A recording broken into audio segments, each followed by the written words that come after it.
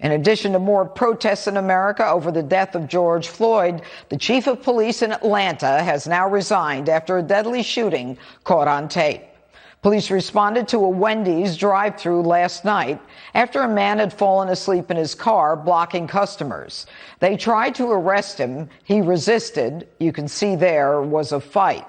At some point, the man is believed to have grabbed one of the officer's tasers. He fled, pointed it towards one of the cops. That's when the man was shot and killed. You've just heard from attorneys for that man, Rayshard Brooks. Atlanta's mayor has called for the termination of the officer who fired, and as we reported, the chief of police has resigned.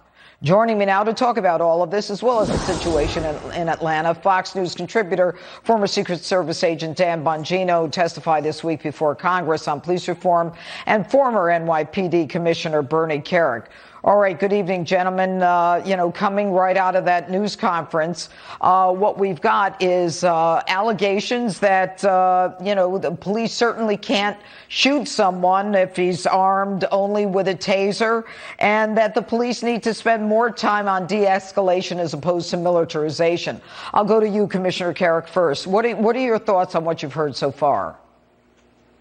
Well, I hear the attorney say that using a taser against the officer is not deadly force, yet the city of Atlanta, the mayor of Atlanta, had 6 cops fired last week, a week and a half ago, for using a taser on a couple in a car, and the district attorney charged them with using deadly physical force. 5 of those cops of the 6 were black.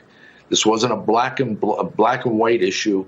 They fired them saying they used deadly force. So that conflicts with what these guys said already. But, real quick, Judge, everybody's calling for reforms all over the country today. I have to tell you, I think there's some reforms that need to be talked about. And I think the mayors, these radical left-wing, progressive mayors and governors, they can start with reforms like tell the thugs in your community, don't attack our police, don't assault our police, don't resist arrest, don't obstruct or interfere with an arrest. Don't run from the police. Don't run cops over with your car. Don't take their tasers. Don't take their weapons. Don't take their guns. Because if you do, we're going to use force. And we're not going to lose if we use force.